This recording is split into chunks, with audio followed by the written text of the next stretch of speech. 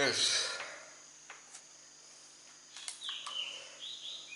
I want to reveal a fact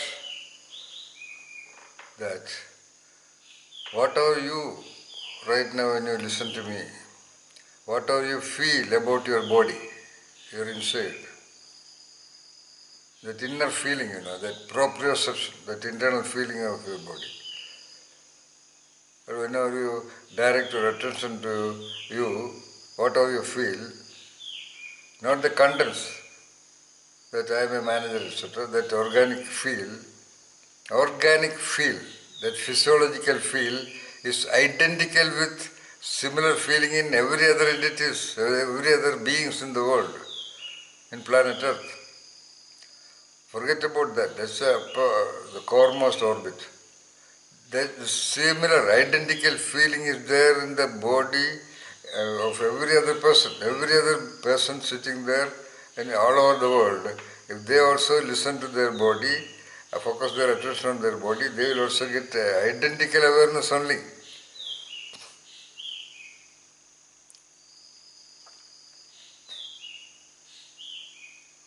That's why the mystics say everything is one. There must be an awareness in the body of the bird, maybe much more clear awareness. That's why they are able to manage their existence in tune with the nature process. Look at the flight of the birds, how they manage in heavy winds, for example.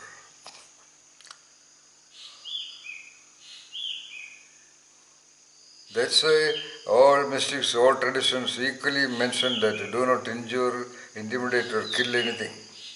Even killing animals. Alright? But killing is not a big issue right now. Human beings are more killed than animals, I suppose.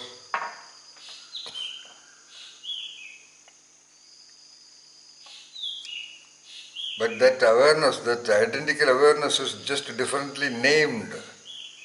Just a name is given. Any one of the millions of names is taken and just given.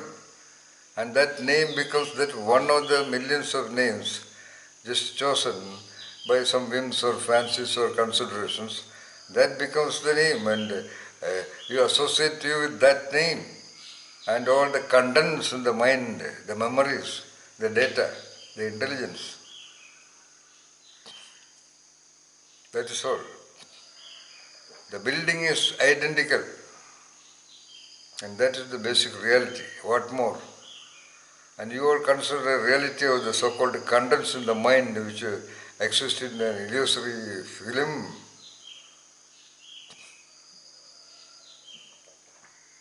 Where is the mind? They are all recordings in the neuronal networks of the brain. That is all. Like I speak Tamil or somebody speaks English or someone French or Spanish or Japanese. Speaking languages, you differentiate between human beings, okay, divide into religions and castes and communities and rival each other, challenge each other and even kill each other. What a shame. That is why the rishis of India said, Ajnana Timirandhasya. They say you are all blind.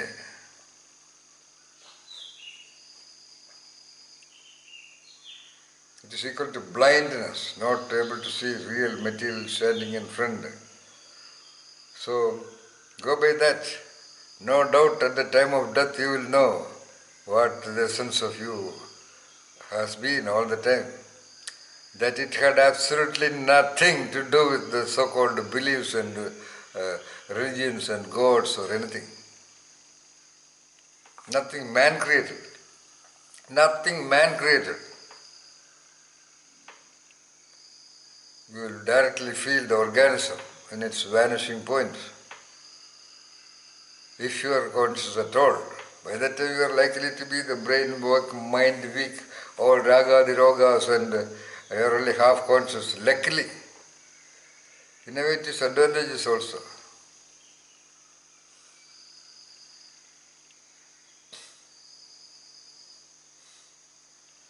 In a way, it is a tremendous challenge to die with all consciousness, all attention and engines of consciousness in full speed.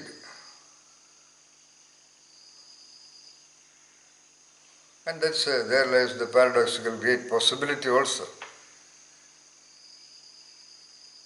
of being with that which is leaving the body. Nothing is leaving, sort of leaving only. That you are just that consciousness, the same consciousness, same engine of consciousness in every other being, every other human beings at least. The engines are identical, except in case of mental retardation or physical illnesses by birth. So at the point of death you will realize, almost anyone would really feel that it was only the consciousness. Why don't you feel it now?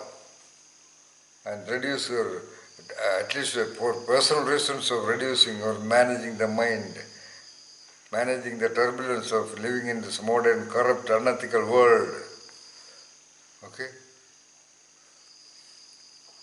Like Michael Nostradamus said, towards this time of the world, people with psychological power would survive. That's the English translation I read somewhere. I wondered at that time, because most of the time Nostradamus' book is interpreted in terms of the fear of death, the curiosity of human beings, that is, when will the world end. That book talks about that also. So most of the discussions are about that, though there are independent interpretations about every line, etc. So this is mentioned somewhere much before the end of the world and all, that people with the psychological power would survive. What is the reality now? The psychological power of almost 90% of the adults in this world is being tested. Right now, that is what is going on. Most people manage it by conspicuous consumer shopping or interacting with other people, hearing music and watching television and engaging in gossips and or otherwise seek asylum in alcohol or drugs or anything, because they are not able to manage the turbulence. They don't have the psychological power. And it is just the beginning. COVID is over. Now many other kinds of viruses will also appear. Severe, dangerous, unethical practices of all the leaders from the part of the governments or international relationships will make the governments of even good countries to force themselves into unethical practices. The certain experiences will be all delivered into the shoulders of the great majority of so-called voters, so-called people who elected them.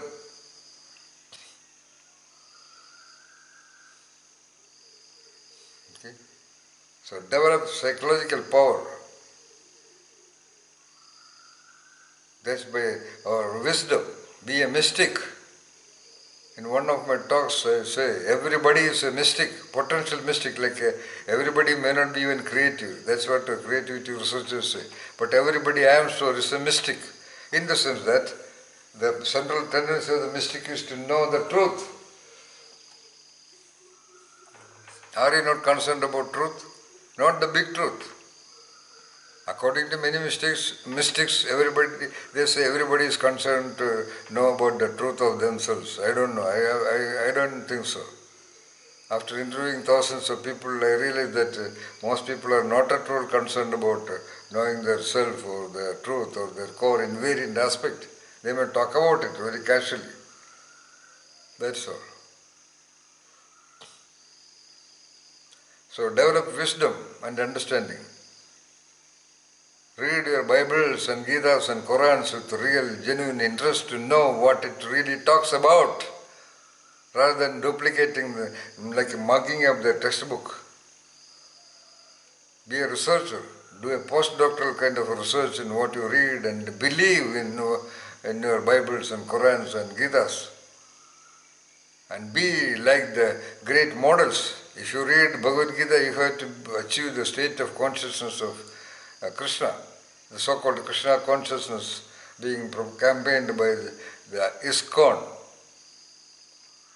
That also Krishna already had the same consciousness engines. They are talking about the tuning of that consciousness with the wisdom, with the understanding about the reality of existence. That is called Krishna consciousness. Consciousness in tune with the reality, with the truth, the ongoing reality of very existence of all beings. So read also a little bit of Tao, just read it. There is something great, mystics created Tao, mystics created Upanishads, mystics created the great philosophies of mind and existence. Read some Zen, read my book, The Master Thief.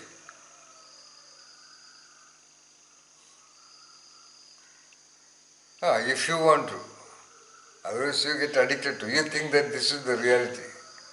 No escape. You think that there is no escape. So suffering.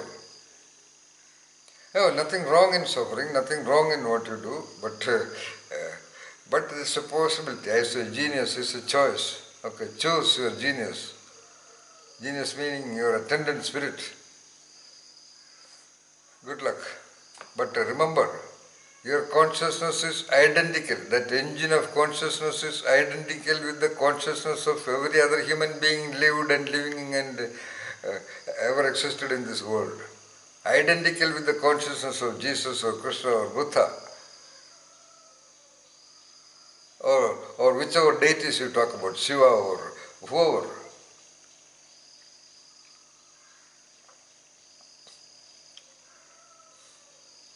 Come to that engine.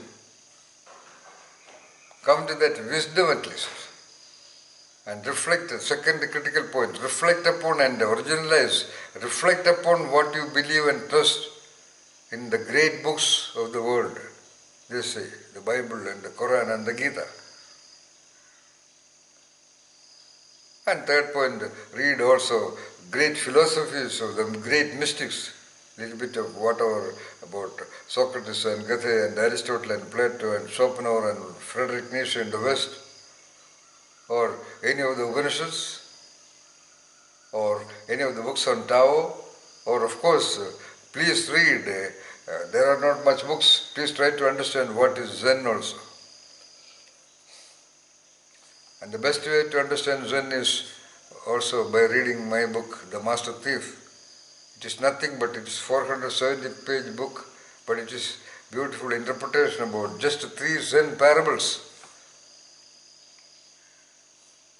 And I have said, there is a caption, The Master Thief, stealing resources inside. I am talking about a super master thief who is capable of stealing the core-most intellects of the human entity. That also need the ability and the competency and the mindset of a great thief. Like a master thief enters the centralmost room of the highly fortified palace of a feudal king, in a physical sense, you need that much of strategy to enter into the much more complex, seemingly complex but not complex also, but a gateless gate kind of a puzzle of the complex, to steal the great powers of the human central nervous system. The human consciousness and its possibilities of mind and intellect.